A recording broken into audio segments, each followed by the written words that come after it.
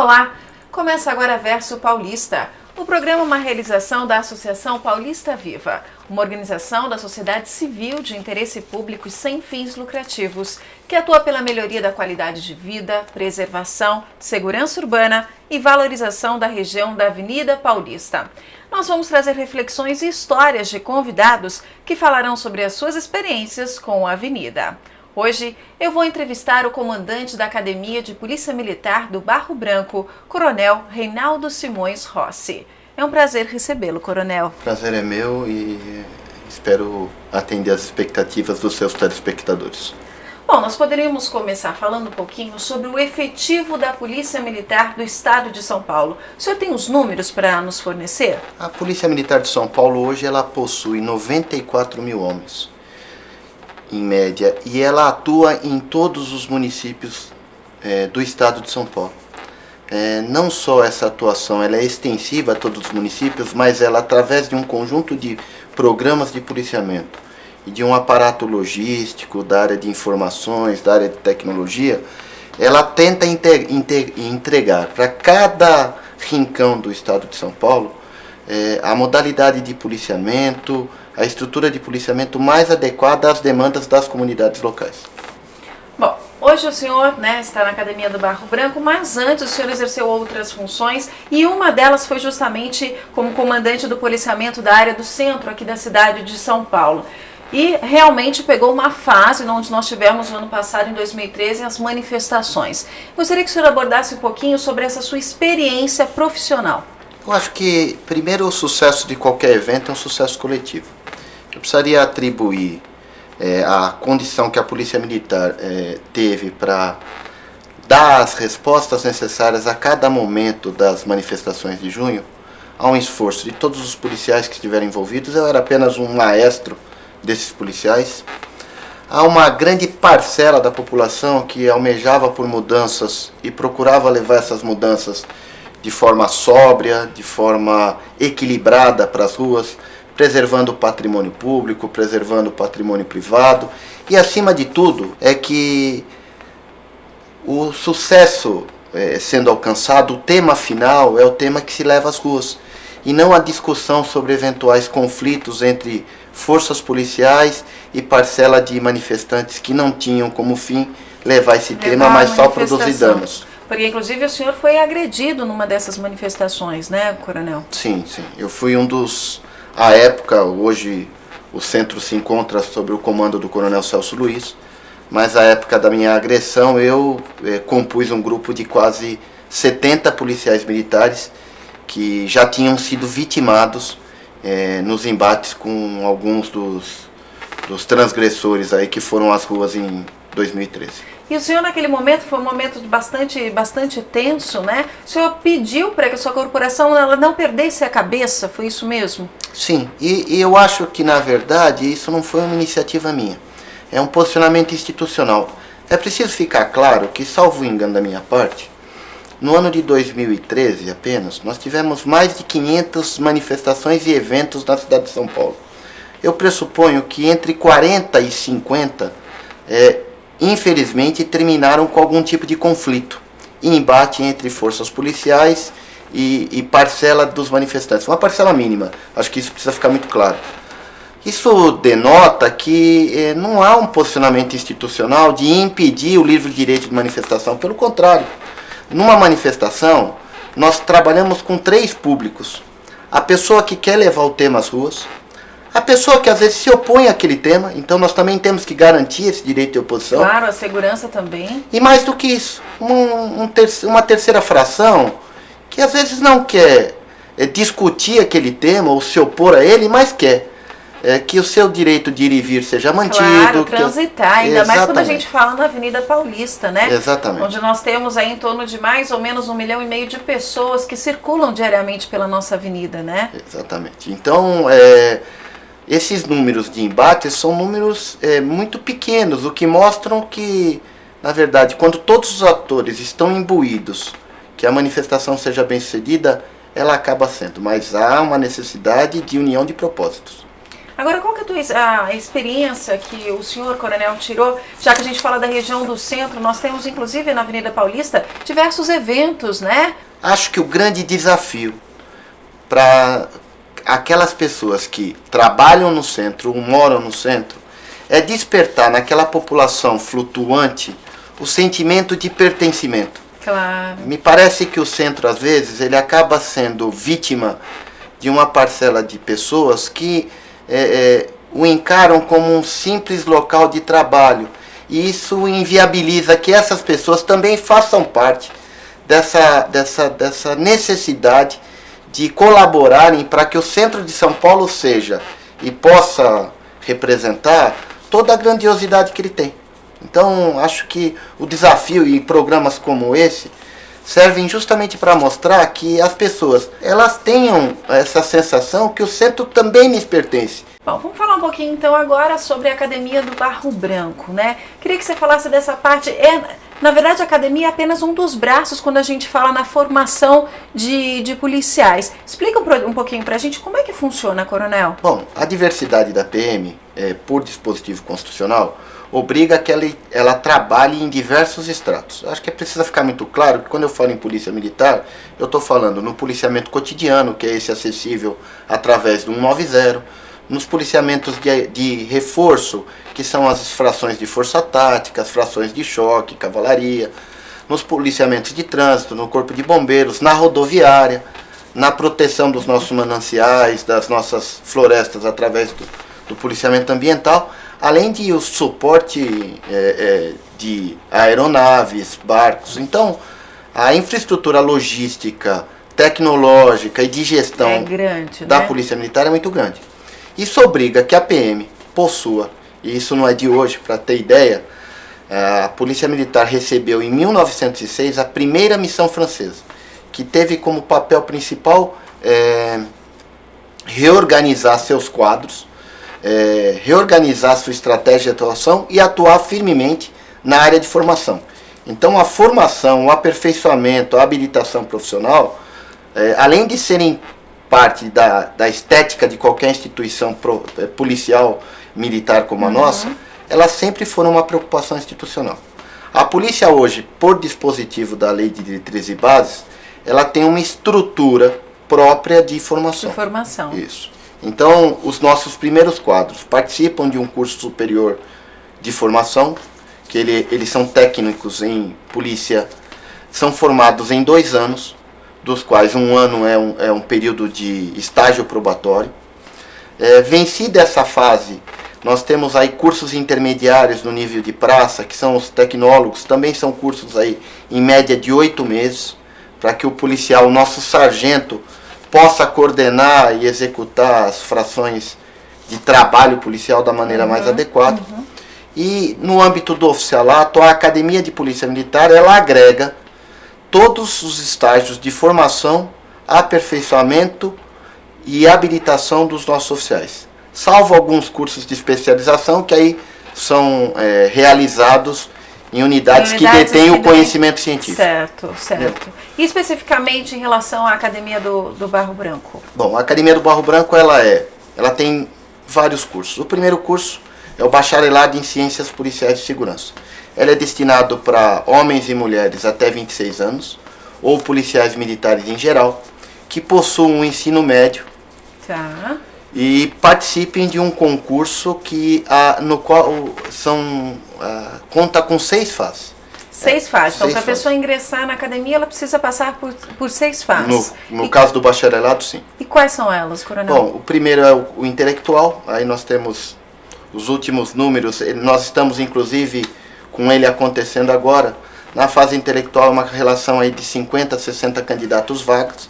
Vencida essa fase, ele tem que passar por testes físicos, psicológicos de várias modalidades, testes médicos, é feito todo um estudo dos antecedentes pessoais e antecedentes sociais para ver se ele pode fazer parte de uma organização policial, além da próprio período de adaptação, para que ele então possa cursar, ter início aos seus 3 anos de curso de formação de oficiais. São 3 anos de duração. São 3 anos com uma média com um total de 5.500 horas, divididos ano a ano entre 1.500 a 1.700 horas, depende mais ou menos do ano. Depende, varia um pouquinho essa carga horária. Só que esse curso, na verdade, coronel, ele é um curso acadêmico, mas também prático, né? Sim. Há um tremendo desconhecimento sobre os nossos cursos. 56%, quase 60%, eles tratam basicamente de gestão policial. Nós ainda temos aí uma grande carga horária na área de humanas, aí eu vou ampliar um pouquinho. Generalizar. Eu queria saber isso. Quais são as disciplinas, na verdade, que vocês utilizam? Nós temos várias disciplinas na área de direito, temos disciplinas na área de sociologia, psicologia, em alguns momentos básicas, em outros momentos aplicadas à atividade policial, porque precisa entender que o homem, o policial militar, ele atua em situações de conflito. E eu queria fazer uma observação que esse mesmo cuidado da academia, com esse quesito distribuição de disciplinas e condução das disciplinas para a atividade policial, ele se reflete no nível de competência exigido para os casos de formação de soldados e formação de sargentos. Tá. Então nós temos aí matérias como sociologia, se discute criminologia, polícia científica, vários ramos do direito, a gestão policial, a chefia, a liderança, o processo decisório e algumas matérias que dão ao nosso profissional a estética militar que a polícia militar possui. E além, na verdade, dessas matérias acadêmicas, vocês também têm a parte prática, né? Sim. Vocês, na verdade, trabalham com simulações de ocorrências que esses futuros policiais vão enfrentar no nosso dia a dia? A nossa parte prática, ela segue um crescer em termos de exigência e em termos de locais de realização. O policial militar, desde que ele ingressa na academia, ele já, tanto nas aulas quanto em atividades extracurriculares, passa a realizar atividades práticas para o exercício da atividade policial. À medida que essa capacitação dele vai crescendo, que a maturidade dele em relação ao exercício da atividade profissional também vai crescendo, ele passa a executar atividades de policiamento supervisionado em diversas áreas, em diversos momentos, na cidade de São Paulo ou em outros municípios. Eu poderia citar, por exemplo, que a região da Paulista já é atendida desde o ano de 2013, salvo engano da minha parte, talvez o início de 2012, com policiamento feito pela Academia de Polícia Militar, voltado, entre outros aspectos, para o combate ao roubo a estabelecimentos, a restaurantes. Então, às sextas e sábados, frações de policiais militares, de alunos oficiais, eles fazem um policiamento que inclui a região da Paulista e os seus arredores, para tentar coibir vários delitos, inclusive o roubo a restaurantes. E é engraçado que esses policiais militares, eles são de anos diversos e cada um exerce dentro da atividade profissional uma determinada atribuição que visa aferir se aquela competência que ele tem que alcançar está sendo alcançada. A área de ensino da Polícia Militar, ela não é uma área que fica fechada entre paredes.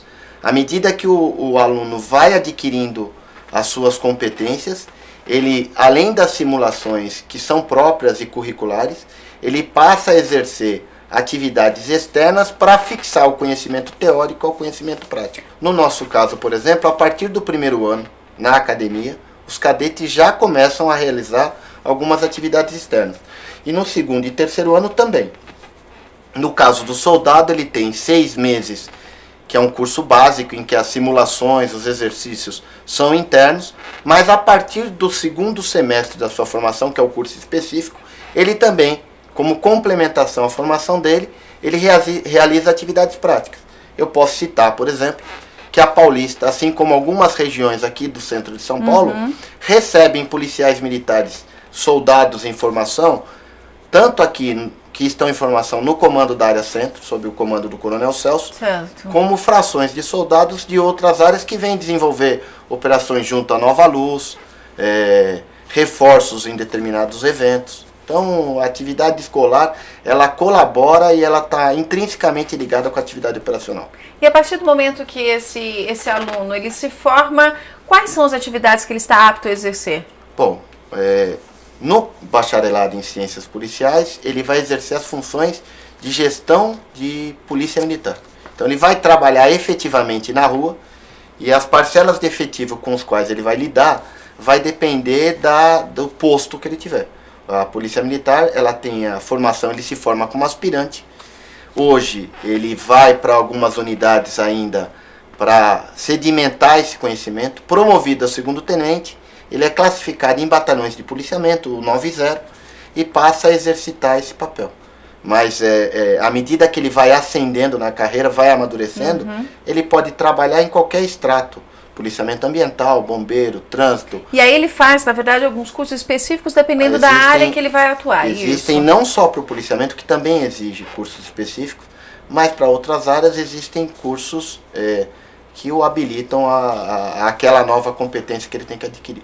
Inclusive há curso de mestrado e doutorado dentro da Polícia Militar. Isso, a promoção na Polícia Militar é uma promoção por meritocracia.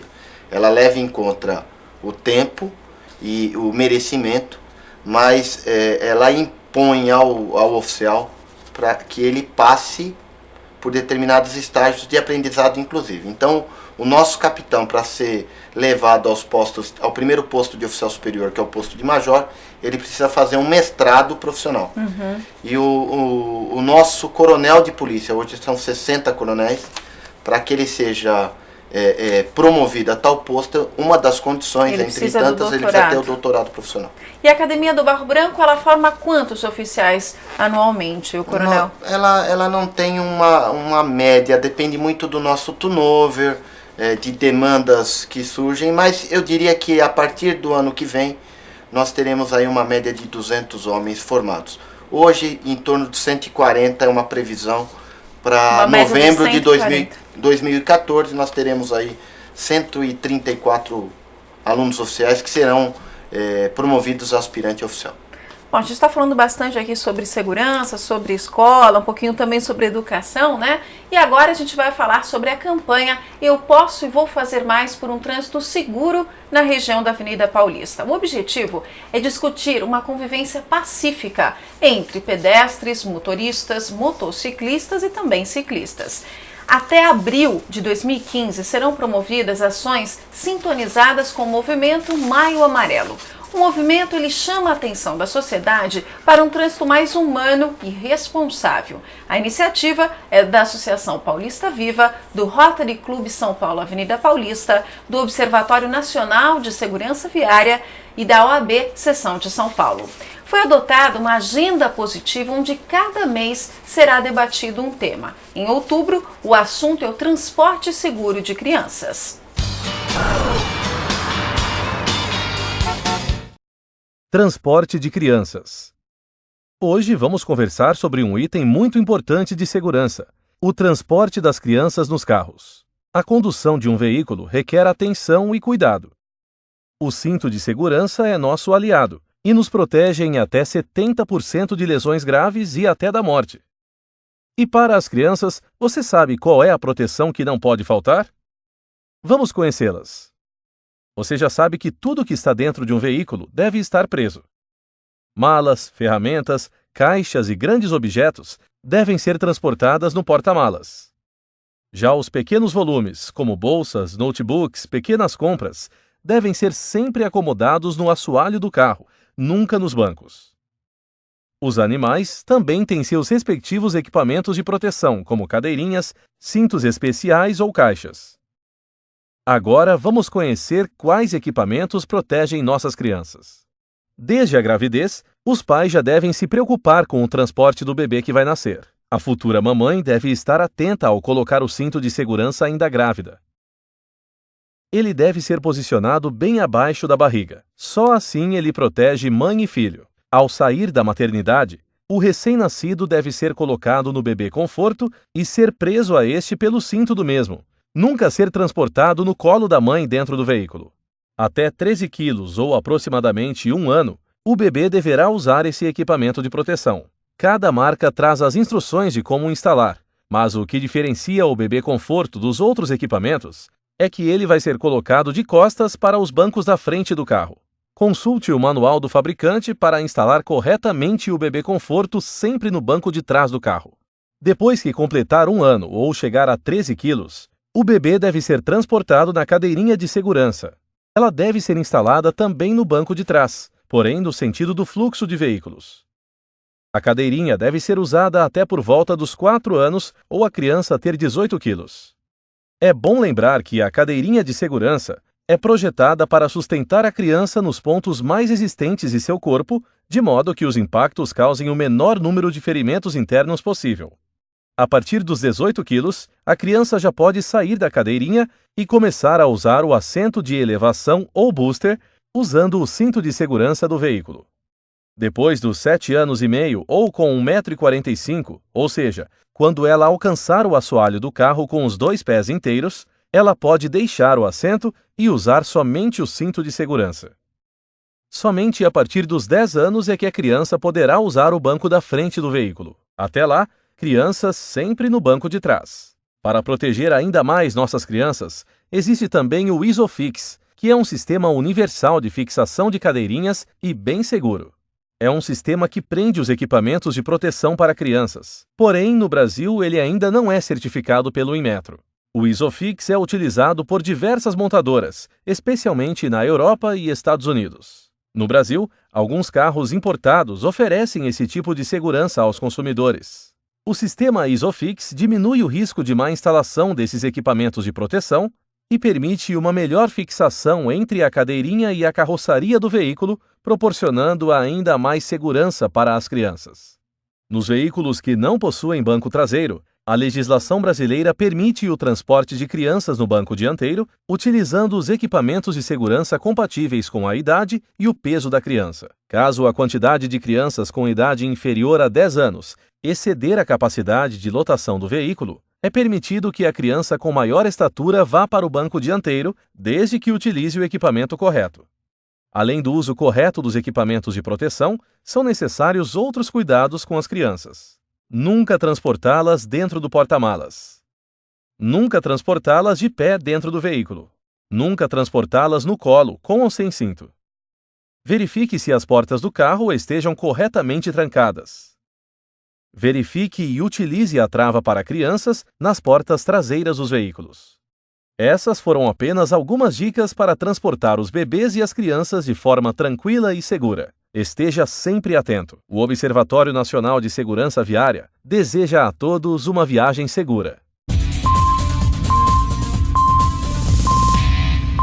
Nós, policiais militares, dentro daquela gama de coisas, hoje lidamos com vários acidentes de trânsito. Infelizmente, é uma das nossas atribuições. Sejam acidentes comuns, no qual as pessoas podem pura e simplesmente se deslocar a batalhões da Polícia Militar e promoverem os registros, mas há acidentes graves promovidos ou ocasionados por diversos fatores, pelo uso de celulares, hoje em dia é muito comum, pelo consumo de bebida alcoólica, às vezes pela necessidade de pegar tomar um susto, objeto, pegar um objeto que não foi posicionado, como o vídeo orienta. E a Polícia Militar, dentro dessa política, ela possui nos seus quadros, para os seus quadros, em todas as áreas de formação, em todos os escalões, ela inclui nos seus currículos tanto partes teóricas quanto partes práticas para a condução de veículos, para a condução de viaturas. O nosso policial militar, ele conduz viaturas em situações de emergência. Depende muito da habilidade dele, mas também depende da colaboração do próprio condutor. Primeiro, em não se assustar e perceber que a nossa urgência em chegar é uma urgência no sentido de prestar um serviço. Prestar um serviço à própria comunidade, E no segundo, de tentar posicionar o seu veículo da melhor maneira possível para garantir essa passagem tranquila e permitir que a gente possa cumprir com o seu papel. Eu queria fazer um adendo que eu acho muito importante. Claro. As pessoas não percebem que a prevenção primária, inclusive no trânsito, ela colabora diretamente com o serviço policial militar. Para você ter ideia, a Polícia Militar no estado de São Paulo recebe uma média de 160 mil chamados. Só na cidade de São Paulo... 160 mil chamados? Em geral.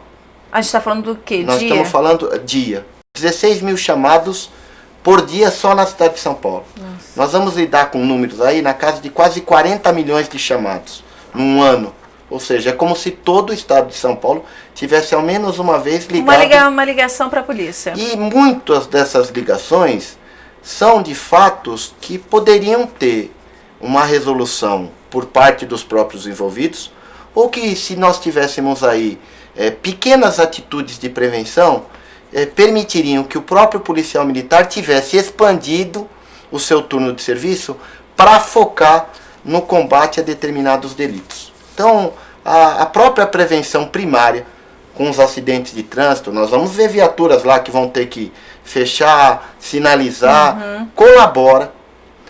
Se esses números diminuírem, fora os danos pessoais, patrimoniais, colabora inclusive com o trabalho da própria polícia, né, Coronel? Porque aí sim vocês podem estar trabalhando efetivamente em outras causas, né? Eu diria que hoje, apenas desses 40 milhões, apenas 30% dessas demandas são de caráter policial. Nossa. Os outros 70% são demandas das mais variadas. Demandas ligadas a ações sociais, a tirar dúvidas, a ações de trânsito, dos mais diversos motivos. Isso acaba impactando no direcionamento da força policial para o combate ao crime, que é o nosso dever e a nossa essência. Né? Com certeza. Bom, Coronel, infelizmente nosso tempo já está acabando. O senhor gostaria de deixar algum recado, alguma mensagem para as pessoas? Eu gostaria de dizer para as pessoas que a Polícia Militar é uma instituição que é uma promotora dioturna dos direitos humanos e que, apesar de eventualmente apresentarmos falhas, nós temos no nosso aperfeiçoamento contínuo uma meta e um comprometimento. Eu diria que o compromisso do policial militar é um dos compromissos mais sérios e mais fáticos. Nós perdemos homens de serviço e de folga, temos homens feridos de serviço e de folga, tudo em busca de um ideal, que é tentar fazer sempre o melhor serviço possível. Muito obrigado por esse espaço e acho que a Paulista e a Associação Paulista Viva colaboram em muito para que aquele sentimento de pertencimento que o centro de São Paulo precisa e merece seja cada vez mais reforçado. Muito obrigado. Obrigada eu pela sua presença, Coronel. E você pode mandar sugestões de pautas, indicar outros convidados. Escreva para a gente, versopaulista@associaçãopaulistaviva.org.br. O Verso Paulista fica por aqui. Obrigada pela sua companhia. Até o próximo programa.